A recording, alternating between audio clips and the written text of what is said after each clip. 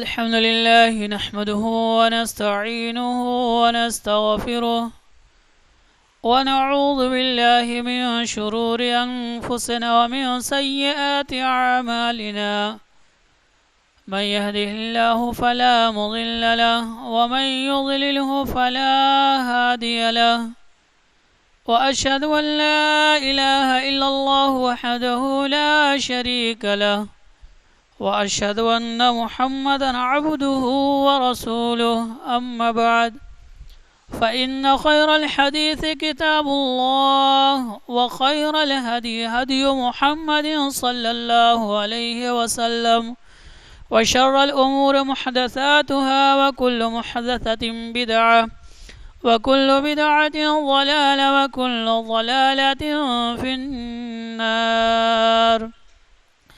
أعوذ بالله السميع العليم من الشيطان الرجيم. بسم الله الرحمن الرحيم. يا أيها الذين آمنوا اتقوا الله حق تقاته ولا تموتن إلا وأنتم مسلمون. يا أيها الناس اتقوا ربكم الذي خلقكم من نفس واحدة وخلق منها زوجها وبث منهما رجالا كثيرا ونساء واتقوا الله الذي تساءلون به والأرحام إن الله كان عليكم رقيبا. يا أيها الذين آمنوا اتقوا الله وقولوا قولا سديدا يصلح لكم أعمالكم ويغفر لكم ذنوبكم ومن يطع الله ورسوله فقد فاز فوزا عظيما. وقال تعالى في موضع آخر إن عدة الشهور عند الله 12 شهرا في كتاب الله يوم خلق السماوات والأرض منها 4 حرم ذلك الدين القيم فلا تظلموا فيهن أنفسكم. ہر طرح کی کبریائی، بڑائی، بزرگی اور برتری اللہ تبارک و تعالیٰ کے لیے ہے. ساتھ ہی ساتھ درود و سلام نازل ان تمام انبیاء کرام پر، خصوصاً ہمارے آخری نبی جناب احمد مجتبیٰ محمد مصطفیٰ صلی اللہ علیہ وسلم پر. اللہم صلی علی محمد وعلی آل محمد کما صلیت علی ابراہیم وعلی آل ابراہیم انک حمید مجید. اللہم بارک علی محمد وعلی آل محمد کما بارکت علی ابراہیم وعلی آل ابراہیم انک حمید مجید. حاضرین جمعہ، میرے دین و ملی بھائیوں، اسلامی سال کا یہ 7واں مہینہ جسے ہم رجب کے نام سے جانتے ہیں، آج کے اس خطبے میں انشاءاللہ ہم لوگ رجب کی فضیلت اور اس کے خرافات کے تعلق سے سنیں گے. رجب کے مہینے میں مسلمانوں نے جن چیزوں سے منع کیا گیا تھا انہیں چیزوں کو اختیار کر لیا ہے. وہ چیزیں کیا ہیں انشاءاللہ ایک ایک کر کے سنیں گے. سب سے پہلی چیز سورہ توبہ کی جو آیت پڑھی گئی، اللہ تبارک و تعالی نے اس کائنات کو بنانے کے ساتھ ساتھ مہینوں کی گنتی بھی بتا دی، اور ساتھ میں اللہ تعالی نے قرآن میں کہا کہ ان عدت الشہور عند اللہ 12 شہرا، کہ اللہ تبارک و تعالی کے نزدیک جو کتاب لوح محفوظ میں ہے، اس کتاب میں مہینوں کی گنتی 12 ہے. 12 شہرن مہینے ہیں. ان مہینوں کو گنانے کے بعد اللہ تبارک و تعالی نے کہا منہا 4 حرم، ان 12 مہینوں میں سے 4 مہینے حرمت والے ہیں. ان مہینوں کی تعظیم کی جائے. ان مہینوں میں یہ 4 جو مہینے ہوتے ہیں، اس میں خاص طور سے گناہوں سے بچنا چاہیے، اللہ تعالیٰ نے کہا منہا اربعۃ حرم ذالک الدین القیم، یہی سیدھا راہ ہے، یہی سیدھی راہ ہے، فلا تظلموا فیہن انفسکم، پس اے مومنو، اے مسلمانوں، ان 4 مہینے میں خاص طور سے اپنی جانوں پر ظلم نہ کرو۔ بالکل وضاحت کے ساتھ اللہ تبارک و تعالیٰ نے 4 مہینوں کے تعلق سے کہا اور تاکید کی کہ ان 4 مہینوں میں تم اپنی جانوں پہ ظلم نہ کرو۔ یہ 4 مہینے کون کون سے ہیں ہم سب جانتے ہیں، پھر بھی نبی محترم صلی اللہ علیہ وسلم نے فرمایا کہ السنۃ 12 شہرا فی کتاب اللہ، کہ اللہ کی کتاب میں مہینوں کی جو گنتی ہے وہ 12 ہے۔ اس کے بعد آپ صلی اللہ علیہ وسلم نے فرمایا کہ ان میں 4 مہینے حرمت والے ہیں، ثلاثۃ متوالیات، 3 مہینے پے در پے آتے ہیں، اور 1 مہینے الگ سے آپ صلی اللہ علیہ وسلم نے گنایا، کہا کہ ذی القعدہ، ذی الحجہ اور محرم، یہ 3 مہینے پے در پے آتے ہیں۔ ذی القعدہ کے بعد ذی الحجہ آتا ہے، ذی الحجہ کے بعد محرم آتا ہے، تو یہ 3 مہینے ذی القعدہ، ذی الحجہ اور محرم، یہ 3 مہینے حرمت والے ہیں۔ اور چوتھا مہینہ حرمت والا کون سا ہے؟ نبی محترم صلی اللہ علیہ وسلم نے فرمایا ورجب مضر الذی بین جمادی و شعبان، اور چوتھا مہینہ جو حرمت والا ہے وہ رجب کا مہینہ ہے، رجب مضر ہے، جو جمادی الثانیہ اور شعبان کے بیچ میں آتا ہے۔ تو جمادی الثانی اور شعبان کے بیچ میں یہی 7واں مہینہ رجب کا آتا ہے۔ اس مہینے کے تعلق سے نبی محترم صلی اللہ علیہ وسلم نے بھی فرمایا کہ یہ مہینہ بھی حرمت والا ہے۔ اسلام کے آنے سے پہلے بھی لوگ اس مہینے کی تعظیم کرتے تھے، اور ان کے تعظیم کا طریقہ کچھ الگ تھا، اس طریقے کو اسلام نے حرام قرار دیا اور اس کی جو تعظیم کرتے تھے اسے برقرار رکھا۔ صحیح بخاری کی حدیث ہے، نبی محترم صلی اللہ علیہ وسلم نے فرمایا لا فرع ولا عتیرہ، لا فرع ولا عتیرہ، اس کا مطلب یہ ہے کہ اسلام میں فرع نہیں ہے اور اسلام میں عتیرہ نہیں ہے۔ فرع کا مطلب یہ ہوتا ہے کہ جانور کا پہلا بچہ، چاہے گائے ہو، بکری ہو، اونٹ ہو، جو بھی جانور ہوتا تھا، اس کا پہلا بچہ مشرکین جو تھے اپنے بتوں کے نام پر ذبح کرتے تھے اور اس کا نام فرع رکھتے تھے۔ تو اللہ کے رسول صلی اللہ علیہ وسلم نے اس سے منع کیا اور کہا کہ اسلام میں اس کا کوئی مقام نہیں ہے، اسلام کا یہ حصہ نہیں ہے، اور اسے حرام قرار دیا گیا۔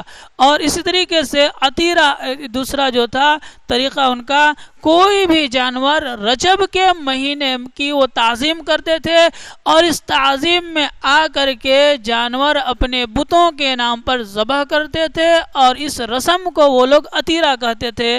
اللہ کے رسول صلی اللہ علیہ وسلم نے 2 جملے کہہ کر کے بات پوری کر دی، لا فرع ولا عتیرہ، اسلام میں نہ فرع ہے اور نہ عتیرہ ہے۔ یعنی پتہ یہ چلا اسلام کو میں جو لوگ تعظیم کرتے ہیں وہ بہتر ہے، لیکن دوسرے طریقے سے، غیر طریقے سے، شریعت سے ہٹ کر کے اگر کسی مہینے کی، کسی دن کی، کسی چیز کی تعظیم کی جائے تو وہ غلط ہے۔ اللہ کے رسول صلی اللہ علیہ وسلم نے حرام قرار دیا اور کہا کہ جانوروں کے اللہ کے چھوڑ کر کے غیر کے نام پر جانور ذبح کرنا یہ بہت بڑا گناہ ہے۔ یہاں تک کہ اللہ کے نام پر بھی اگر کوئی جانور ذبح کرتا ہے آستانوں پر جا کر کے، مزاروں پہ جا کر کے، درگاہوں پہ جا کر کے، تو وہ بھی حلال نہیں ہوگا۔ قرآن کی آیت سورہ مائدہ کی آیت نمبر 3 آپ پڑھیں، اللہ تبارک و تعالیٰ نے اس آیت کے اندر گنا حرمت علیکم المیتۃ والدم ولحم الخنزیر وما احل لغیر اللہ، وما احل لغیر اللہ، اس کے بعد والموقوذۃ والنطیحۃ، اس کے بعد اللہ تعالیٰ نے کہا وما ذبح علی النصب، وما ذبح علی النصب، تو یہ 2 جملے ہیں، وما احل لغیر اللہ، یہ اللہ تبارک و تعالیٰ نے تمہارے لیے حرام کیا مردار خون۔ اسی طریقے سے اگر کسی جانور نے سینگ مار کر کے کسی جانور کو مار دیا ہو وہ حرام ہے، کسی اونچی چیز سے گر گیا ہو اور وہ مر گیا ہو تو وہ جانور حرام ہے، اور اسی طریقے سے خون تمہارے لیے حرام ہے اور وہ جانور بھی حرام ہے۔ وما ذبح علی النصب، جو کسی آستانوں پر ذبح کیا گیا ہو، اگر اللہ کے نام پر بھی ذبح کیا گیا ہو کسی آستان پہ تو وہ جانور حرام ہے، حلال نہیں ہے، نہیں کھا سکتے۔ دلیل کیا ہے؟ نبی محترم محترم صلی اللہ علیہ وسلم کے پاس ایک شخص آتا ہے، کہتا ہے اے اللہ کے رسول صلی اللہ علیہ وسلم، میں نے نظر مانی ہے. کیا؟ میں نے نظر مانی ہے کہ مقام بوانا پر ایک جانور ذبح کروں.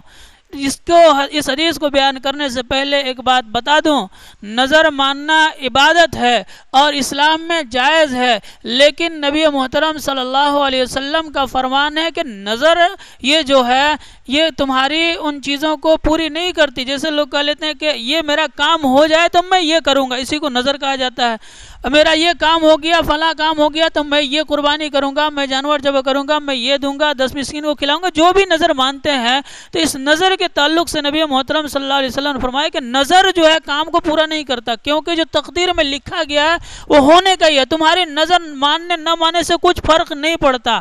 ہاں اگر تم نظر مان لیے تو اسے پورا کرنا ضروری ہے. نہیں مانے تھے یا مانے تھے تو کام کے اوپر کچھ فرق نہیں پڑتا. اگر تم نے نظر مان لی میں 10 روزے رکھوں گا، میرا یہ کام ہو گیا، تو یہ نظر ماننے کی وجہ سے تمہارا کام وہ نہیں ہوگا. تقدیر میں لکھا گیا ہے کہ یہ ہوگا تو ہوگا، تمہاری نظر ماننے سے اس میں کچھ پھیر پڑنے والا نہیں ہے. یہ نبی محترم صلی اللہ علیہ وسلم کا فرمان ہے. اگر تم نظر مان لیے تو پھر اسے تمہیں پورا کرنا ضروری ہے. اگر نظر مان لیے تو پورا کرنا ضروری ہے. صحابی رسول آ کے پوچھتے ہیں اللہ کے رسول صلی اللہ علیہ وسلم، میں نے نظر مانی ہے کہ مقام بوانا پر ایک جانور ذبح کروں، تو کیا میں اس نظر کو پورا کروں؟ نبی محترم صلی اللہ علیہ وسلم ہاں کہنے سے پہلے کچھ پوچھتے ہیں. هل كان وثن من اوثان الجاہلیہ، جس مقام کی تم بات کر رہے ہو اس مقام پر جاہلیت کے بتوں میں سے کوئی بت تو نہیں تھا؟ یعنی کوئی مورتی یا پوجگا وغیرہ تو نہیں ہوتا تھا وہاں پہ؟ صحابی رسول نے کہا کہ نہیں، اللہ کے رسول صلی اللہ علیہ وسلم اس طریقے کوئی بات نہیں ہے. آپ نے دوسرا سوال کیا هل كان عید من اعیاد قبلکم، اس سے پہلے وہاں کوئی جشن منایا جاتا تھا، کوئی عید ہوتا تھا، کوئی تہوار ہوتا تھا، کوئی عرس وغیرہ میلہ ٹھیلا تو نہیں لگتا تھا؟ صحابی نے کہا کہ نہیں اللہ کے رسول صلی اللہ علیہ وسلم ایسا بھی کچھ نہیں تھا. آپ صلی اللہ علیہ وسلم نے کہا کہ ٹھیک ہے یہ نظر پوری کرو، لیکن ہاں آپ صلی اللہ علیہ وسلم نے نظر پوری کرنے کے ساتھ ساتھ یہ بھی کہا کہ نظر میں اللہ کی معصیت نہ ہو، یعنی ایسی نظر نہ مانو جس سے گناہ کا ارتکاب ہو. جیسے کوئی نظر مان لے کہ اگر میرا یہ کام ہو گیا تو میں فلاں کے نام پر، یعنی اللہ کو چھوڑ کر غیر کے نام کا کچھ روزہ رکھنے کہے، غیر کے نام پر مسکین کو کھلانے کا کہے، غیر کے نام پر چادر چڑھانے کا کہے، غیر کے نام پر کچھ کرنے کو کہے، تو اللہ کے رسول صلی اللہ علیہ وسلم نے کہا کہ اس طریقے کی نظر اگر کوئی مانتا ہے جس میں اللہ کی معصیت ہو، یعنی گناہ کا کام پر اگر کوئی نظر مانتا ہے تو وہ کام نہ کرے. اور اس کے بعد نبی محترم صلی اللہ علیہ وسلم نے فرمایا کہ اس چیز کی بھی نظر نہ مانے جس کا ابن آدم اختیار نہ رکھتا ہو. یعنی ہمارے اختیار میں ہے ہی نہیں، ہم اس چیز کا نظر مان لے تو اس کو پورا کرنا نہیں ہے. اس نظر سے منع کی آپ صلی اللہ علیہ وسلم نے. تو کہنے کا مطلب یہ ہے اس حدیث کو بیان کرنے کا کہ اصحابی رسول نے پوچھا کہ مقام بوانا پر میں جانور ذبح کرنا چاہتا ہوں، کیا صحابی رسول غیر کے نام پر ذبح کرتے؟ یقیناً اللہ کے نام پہ ہی ذبح کرتے. لیکن آپ صلی اللہ علیہ وسلم نے پہلے پوچھا کیا وہ عرس تو نہیں تھا، میلہ تو نہیں تھا، کوئی بت تو نہیں تھا؟ اگر ہوتا تو نبی صلی اللہ علیہ وسلم نے منع کیا کہ ایسا ہم نہیں کر سکتے، ایسی جگہوں پہ جانور ذبح نہیں کر سکتے. تو پتہ یہ چلا کہ غیر اللہ کے نام پر جانور ذبح کرنا یہ تعظیم کے خاطر ہی کیوں نہ ہو حرام ہے، یہ صحیح نہیں ہے جسے اسلام نے منع کیا. بات یہاں سے نکلی تھی کہ نبی محترم صلی اللہ علیہ وسلم نے فرمایا لا فرع ولا عطیرہ.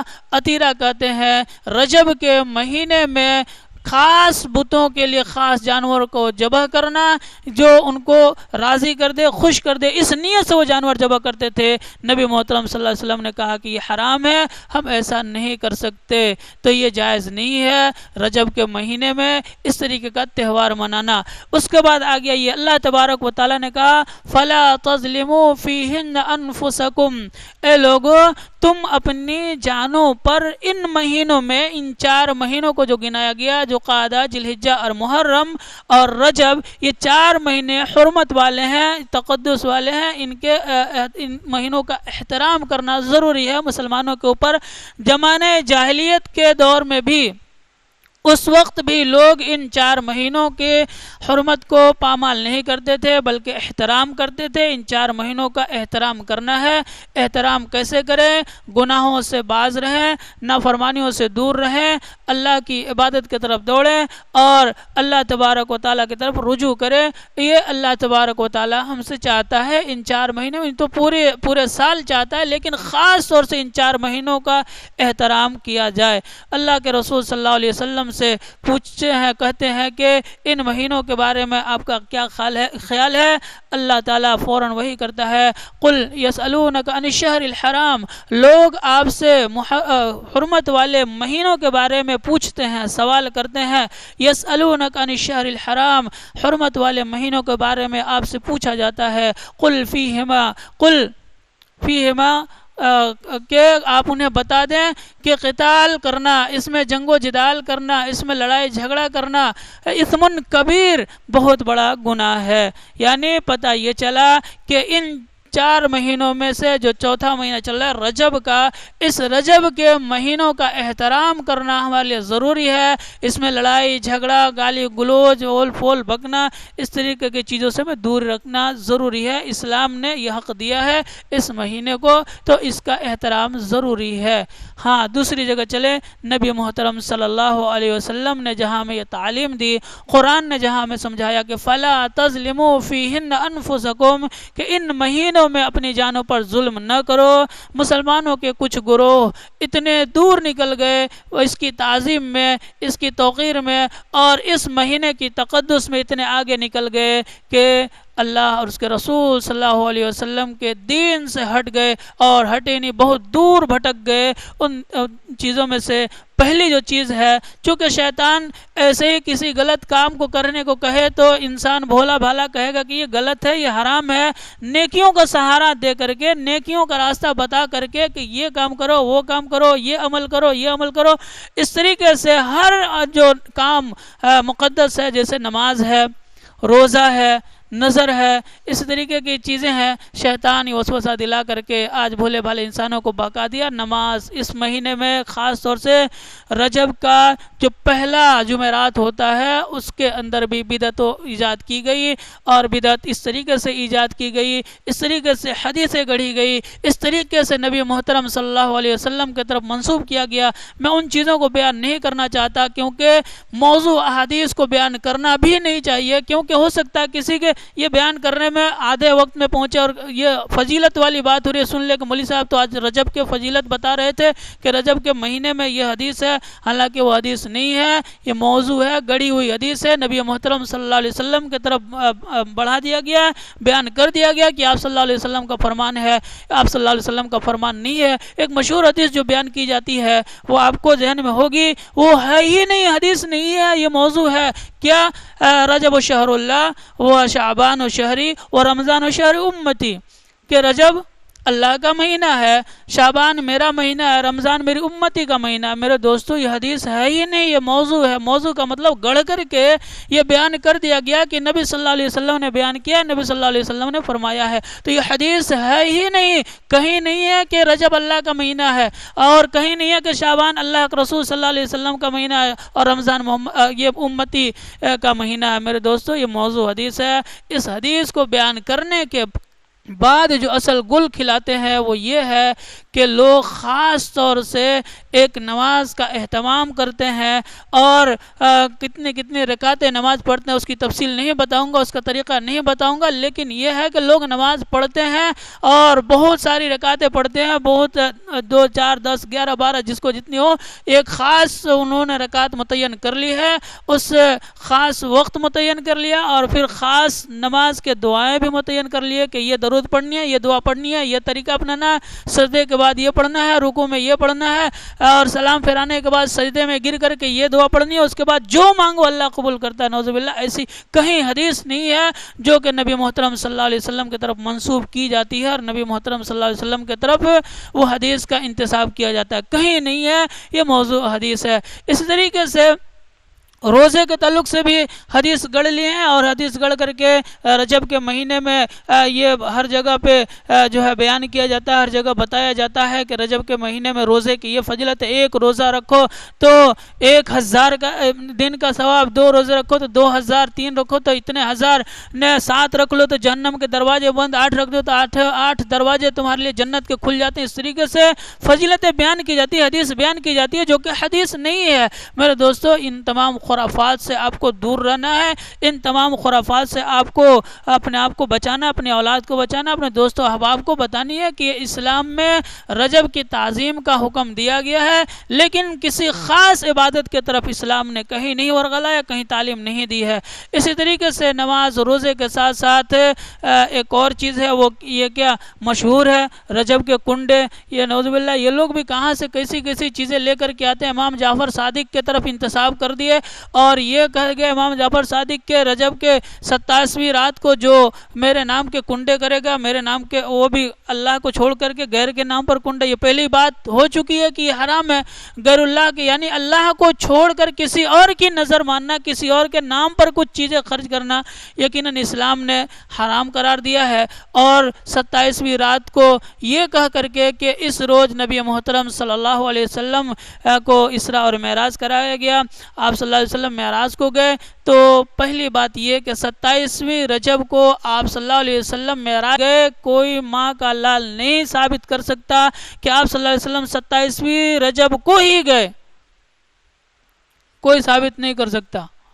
جب کسی کی دلیل ہی نہیں ہے، آپ پڑھیں گے تو ایسے بہت سارے اقوال ملیں گے۔ کوئی رمضان کا مہینہ کہتے ہیں کہ آپ صلی اللہ علیہ وسلم رمضان کو معراج کرایا گیا، کوئی شخص کہتے ہیں کہ رجب کو گیا، کوئی کہیں یعنی کتنے تاریخ اور کتنے مہینوں کا نام لیا جاتا ہے۔ جب اس میں متفق ہی نہیں ہے تو پھر 27ویں رجب کو یہ کہہ کر کے کہ نبی محترم صلی اللہ علیہ وسلم جو ہے 27ویں رجب کو آپ کو معراج کرایا گیا، اور اس کو بنیاد بنا کر کے 27ویں رات کو عبادت کرنا، 27ویں کے دن میں روزے رکھنا اور طرح طرح کے خرافات کرنا رجب کے مہینوں کی تقدس نہیں، یہ پامالی ہوئی، تقدس یہ احترام نہیں ہوا، یہ بے احترامی ہوئی، یہ اسلام کے ساتھ کھلواڑ ہوتا ہے جو کہ اسلام نے اس سے منع کیا ہے۔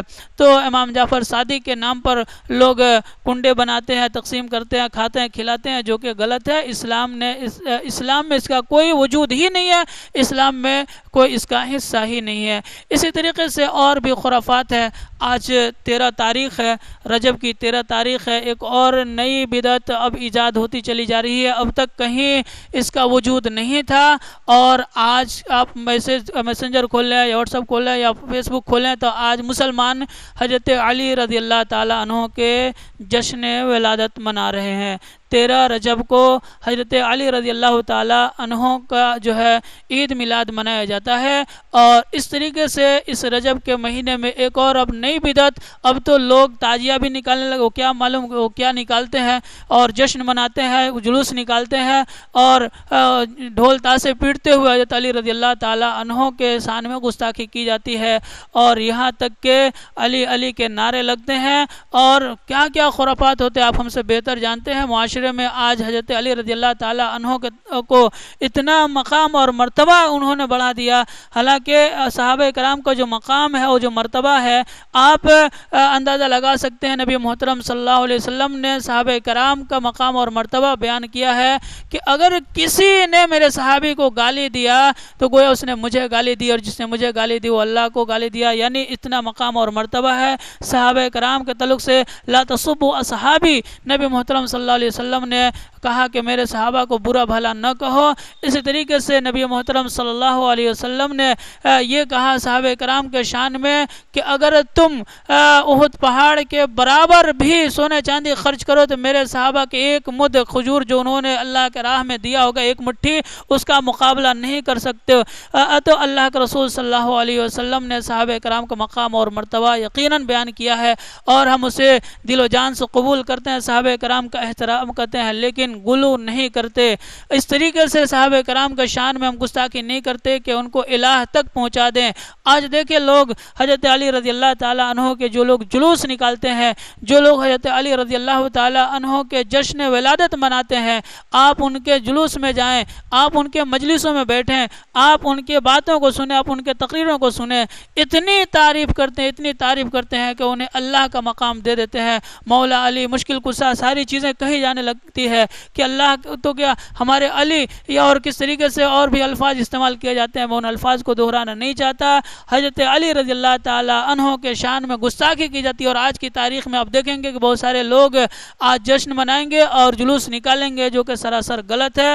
اللہ تبارک و تعالیٰ نے قرآن میں کہا کہ ان عدت الشہور عند اللہ 12 شہرا، کہ لوگوں اللہ تبارک و تعالیٰ کے لوح محفوظ میں مہینوں کی گنتی 12 ہے، اس میں سے 4 مہینے حرمت والے ہیں۔ ان 4 مہینوں میں سے یہ مہینہ جو رجب کا مہینہ ہے میرے دوستو، یہ بھی حرمت والا مہینہ ہے۔ ان مہینوں میں ہمیں احترام کرنا ہے، اللہ تبارک و تعالیٰ کی حکم کی تعمیل کرنی ہے، جتنے بھی نواہی ہیں اس سے پرہیز کرنا ہے، اور ہم سب کو قدم سے قدم ملا کر کے اللہ اور اس کے رسول صلی اللہ علیہ وسلم کی تعلیمات کو عام کرنا ہے، تمام خرافات سے ہمیں دور رہنا ہے۔ آئیے اللہ تعالیٰ سے دعا کریں کہ بار الہ ہم سبوں کو اس کی توفیق دے، آمین۔ وآخر دعوانا ان الحمد للہ رب العالمین۔